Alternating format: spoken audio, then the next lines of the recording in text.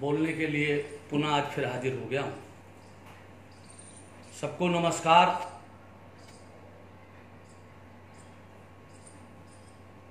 जब मैं आपको 2 बजे आता हूँ, पहले 8 बजे आता था, अब 2 बजे आता हूँ,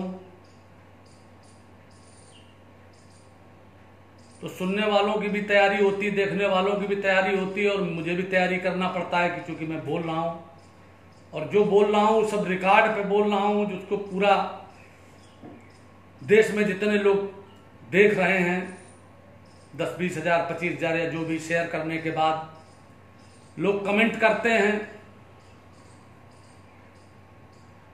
जो ऑन रिकॉर्ड आता है, लिखित में आता है, जिसका बाकायदे मैंने काफ़ी उसको निकलवाया भी है। हमने दिखाया था उस दिन आपको, आज भी निकलवाए हैं कुछ। तो मेरा अनुरोध है जो लोग कमेंट करने वाले हैं उनसे कि वो अपना उसमें मोबाइल नंबर भी डाल दिया करें। वैसे मैं प्रयास कर रहा हूं सबको जवाब दिलवाने का, जो हमारी टीम लगी हुई है। और वो लोग जो प्रशंसा करते हैं और जो लोग कुछ कमेंट करते हैं, हमारी बुराई भी लिखते हैं, अभी अलग ज्यादा नहीं लिखी, कुछ मामलों में 1-2 लोगों ने लिखी है, लेकिन मेरा अनुरोध है जो लिखना चाहते हैं, वो जो सुन रहे हो मुझको, वो ये ना समझे कि मैं उनका बुरा मान जाऊंगा। क्योंकि अगर आपने प्रतापगढ़ के मामले में शालिनी, मृतक अपनी बेटी शालिनी के बारे में न लिखा होता तो संभवतः हमने तमाम उस पर काम न किया होता। इसलिए जो इशारा करता है, जो कमी बताता है,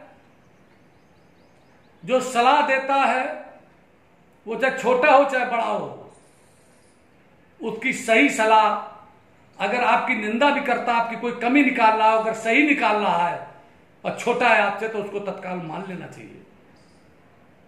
जो लोग अपनी कमियों को ठीक करते हैं वही तो सुधार करते हैं, और जो कमियों को नहीं मानते हैं वही दुर्योधन बन जाते हैं, वही रावण बन जाते हैं, वही कंस बन जाते हैं, वही अधर्म के रास्ते पर चले जाते हैं, वही निंदा के पात्र बनते हैं। जैसे मैं तमाम लिखता पढ़ता रहता हूं, तो एक मैंने लिखा था कि अन्याय के खिलाफ तथा न्याय के समर्थन में व्यक्ति को रहना चाहिए। अन्याय के खिलाफ तथा न्याय के समर्थन में व्यक्ति को रहना चाहिए। दूसरा आपने लिखा, कम बुद्धि व शिक्षित लोगों की भावना का शोषण नहीं करना चाहिए। आप जानते हैं कि ये आदमी बड़ा सीधा है और उसको आप बेवकूफ बना रहे हैं, तो आप खुद बेवकूफ बन रहे हैं, क्योंकि ऊपर वाला देख रहा है कि तुम अपनी बुद्धि का दुरुपयोग कर रहे हो। तीसरा है, न्याय क्या है तथा अन्याय क्या है, इस पर पूरी तरीके से विचार करना चाहिए, फिर अन्याय के खिलाफ लड़ने की योजना बनानी चाहिए। इस शब्द, इसको फिर पुनः सुन लें, ये मैं दिखा रहा हूं आपको।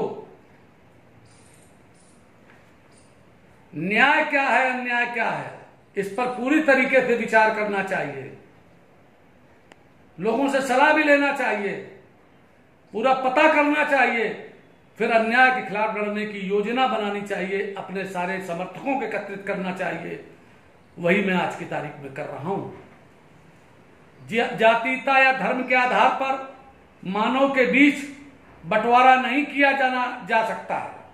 जातीयता व धर्म के आधार पर मानव के बीच बंटवारा नहीं किया जा सकता है, ना ही छोटा बड़ा तथा छुआछूत को मानना चाहिए। यह सिर्फ दिमागी पागलपन है, जिसका इलाज किसी पर एहसान करके नहीं बल्कि प्रेम पूर्वक करना चाहिए। और कुछ आरक्षण पर लिखा है, इसको पोस्ट करा देंगे आपको ऊपर। और ये हमने मोबाइल के बारे में कोई आया था, कटिंग मैं करता रहता हूं। कल मेरे पास हमारे कर्म क्षेत्र, चुनाव क्षेत्र, उधर से जो फोन आते हैं, विधुना के, कन्नौज के एक सज्जन का फोन आया था, एक पंडित जी का, मित्रा जी का। तो उन्होंने कहा कि सर कुछ कन्नौज के बारे में भी बोल दें। तो मुझे याद आया और मैंने उसके लिए कुछ मटेरियल इकट्ठा किया। और मटेरियल इकट्ठा करने में 25 मार्च 2018 को मैंने एक रैली कराई थी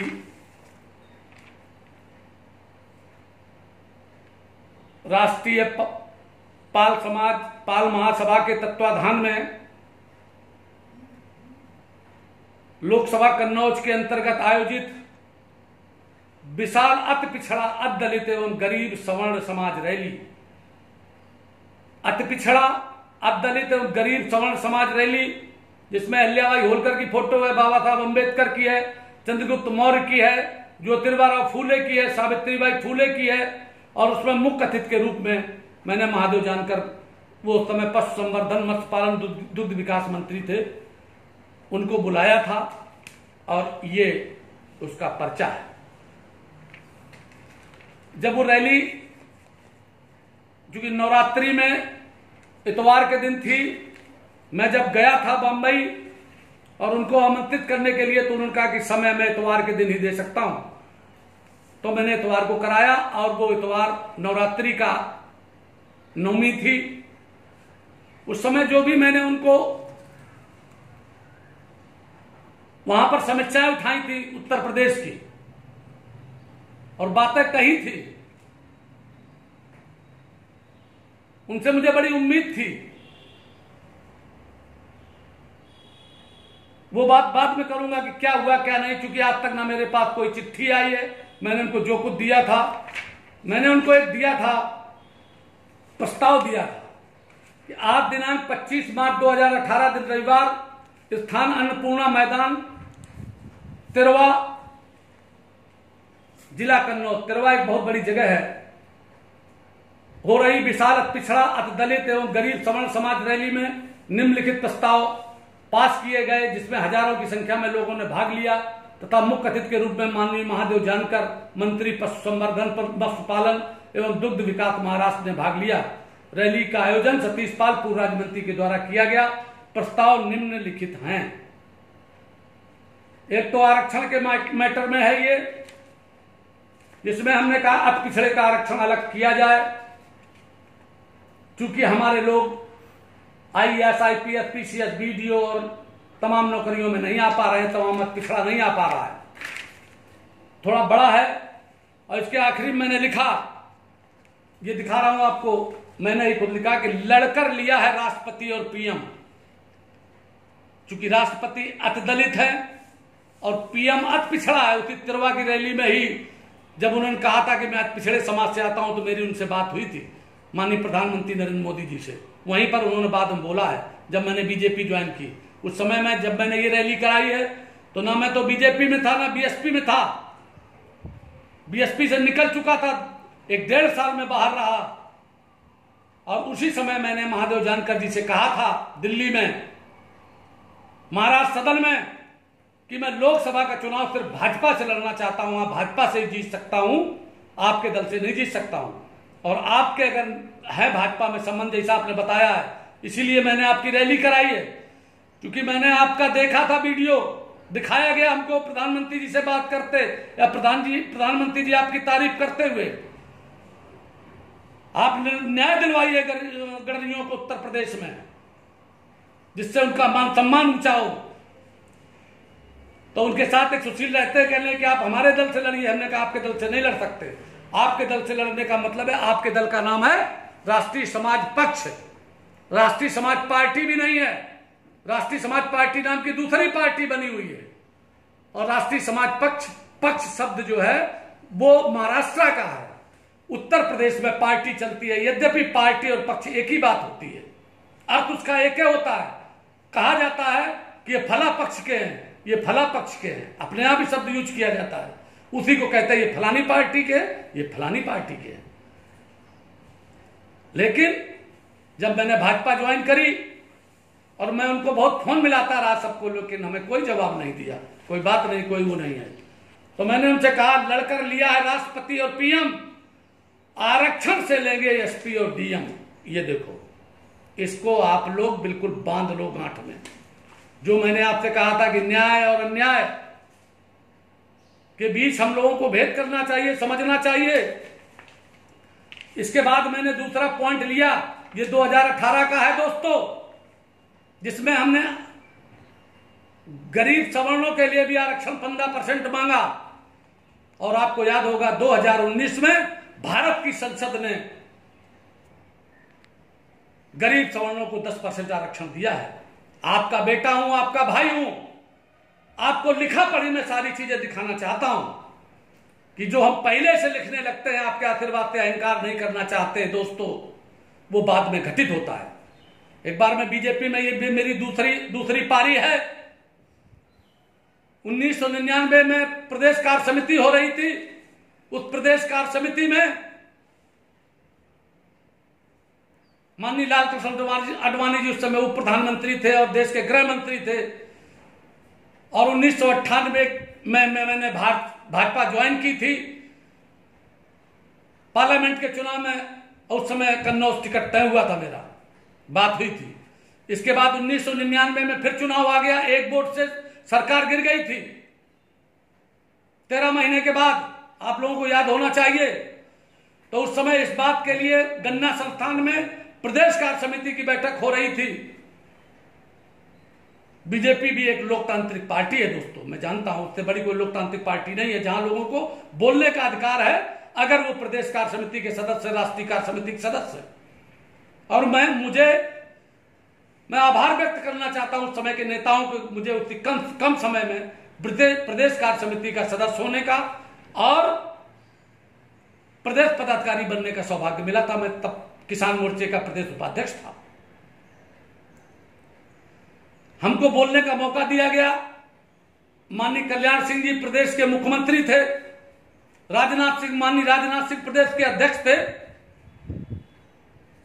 और वहां प्रस्ताव रखा गया कि 1998 में प्राप्त सीटें, इसके बाद दूसरे नंबर पर कि वो सीटें रहेंगी या उससे कम हो जाएंगी, और अगर कम हो जाएंगी, तीसरा पॉइंट था, तो वो क्यों हो जाएंगी, उसका कारण और निवारण का आप दीजिए।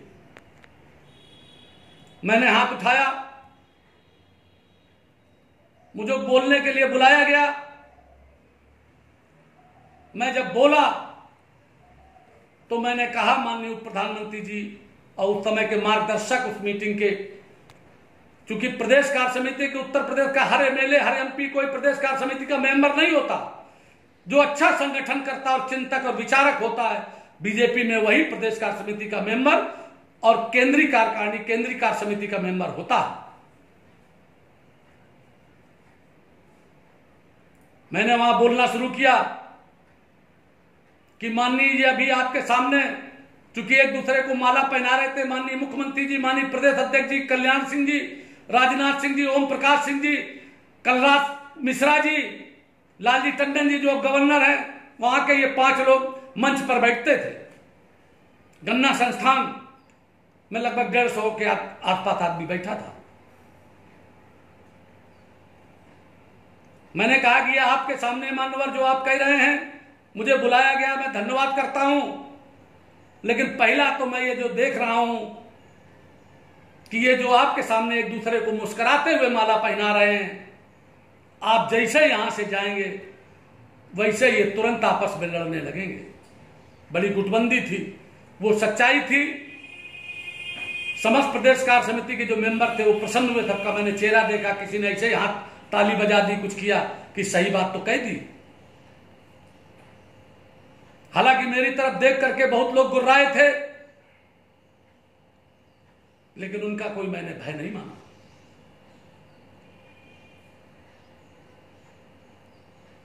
और मैंने कहा कि आपने जो पहला प्रस्ताव दिया है कि 1998 में जो आपकी सीटें हैं वो 58+2 है, माने 60 सीटें हैं, और यही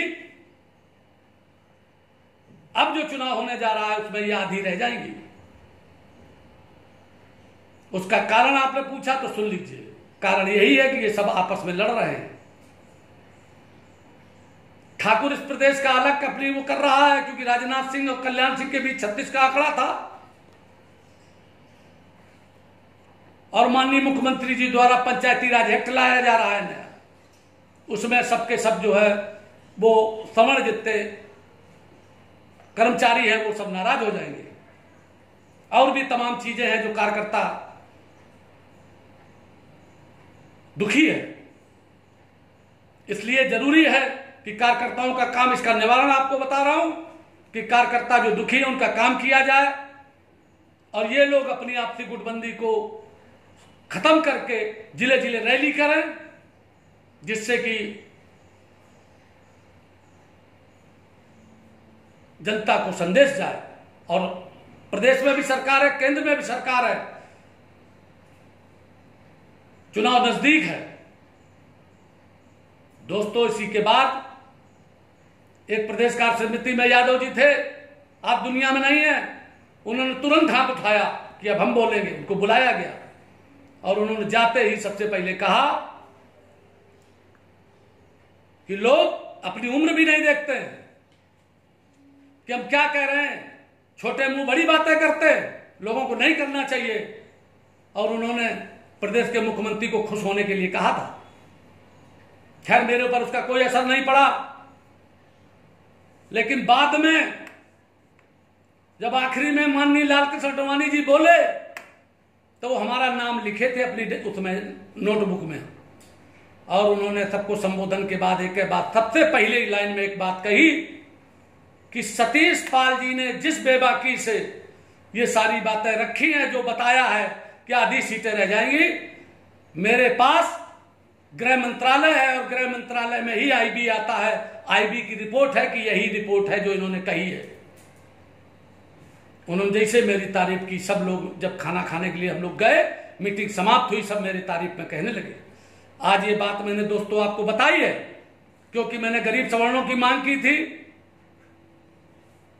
अभी लोग जो हमारी टीम लगी है वो इशारा कर रही कि टाइम हो रहा है, क्योंकि लोग कहते हैं 15-20 मिनट से ज्यादा ना बोला करो, लेकिन मेरे पास इतना ज्यादा मटेरियल है।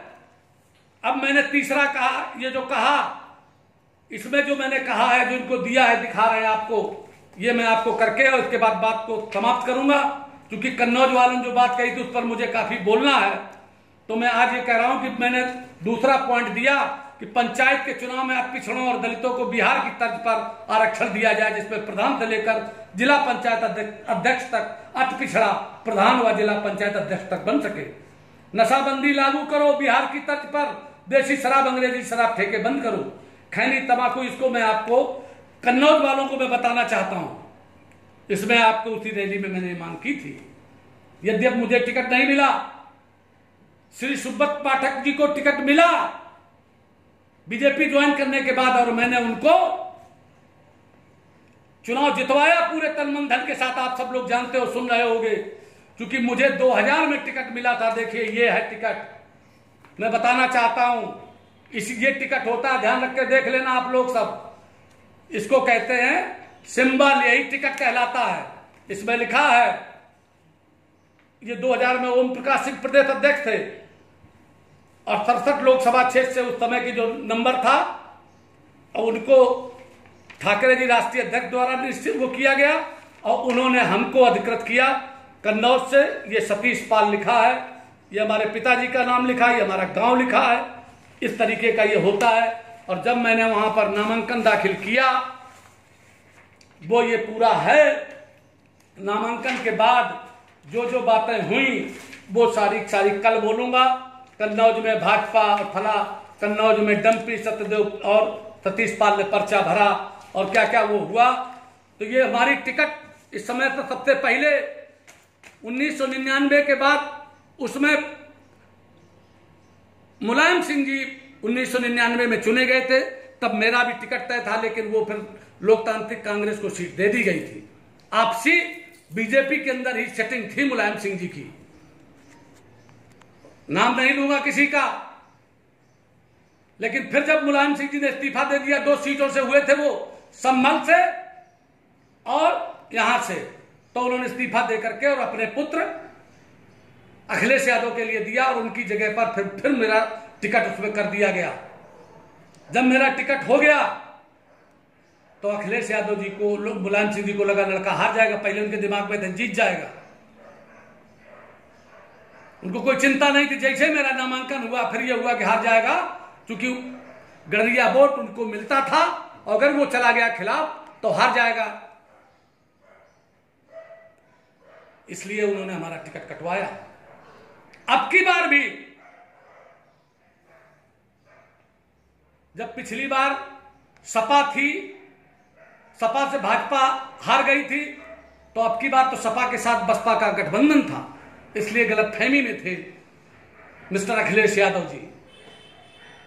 लेकिन बाद में तब पता चला, सब बातें हुई, तब फिर मेरा टिकट कटवाया गया। दोस्तों, मैं बड़े उसके साथ कह रहा हूं। तो अब की बार मैंने कहा, और ऊपर वाले ने भी चाहा, और तिरवा में जो रैली हुई थी, उस रैली में भी मैंने कुछ किया था। और बहुत दिनों के कुछ जो हमारा अहिल्याबाई होलकर का, इन्होंने डिग्री कॉलेज खत्म कर दिया और तमाम ऐसी चीजें थी, तो मैंने कहा कि मैं इनकी टिकट जनता से कटवाए दे रहा हूं, और चुनाव हरवाया। और पाल समाज ने मेरे कहने से वहां पूरा वोट दिया। लेकिन लोग बाग आज की तारीख में कुछ कुल्हाड़ी के बैठ लगे हुए हैं कि सतीश पाल आगे कुछ ना बनने पाए। तो मैं उनको कहना चाहता हूं दोस्तों कि जितना विरोध कर सकते हो उतना तुम कर लेना।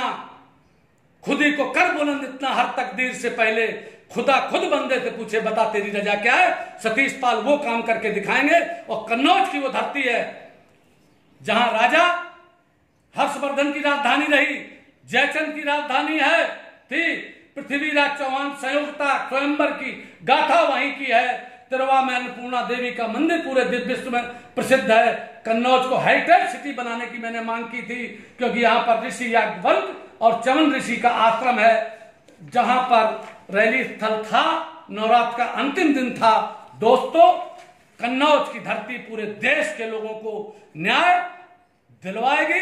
सतीश पाल के नेतृत्व में आप सब लोग तैयार रहिए। मैं और भी आपके बीच में तमाम बातें बोलूंगा, लेकिन एक ही चीज आप करिए कि न्याय के रास्ते पर रहिए और परिणाम लेने के लिए रहिए। मैंने आपसे कहा कि मुझे अपने टेलीफोन नंबर जरूर भेजना। पंचायत के चुनाव में परिणाम मिले, आपके जीवन में परिवर्तन आए, आपका परिवार सुखी हो, आपकी आर्थिक समृद्धि हो, आपके यहां सुख हो, आपके यहां प्रेम हो, आपको ज्ञान हो, विभिन्न शास्त्रों का हो, जिससे शास्त्रार्थ में आपको कोई न हरा न पाए। यही बात कहते हुए अपनी वाणी को विराम देता हूं। जय हिंद, जय भारत, सबको धन्यवाद।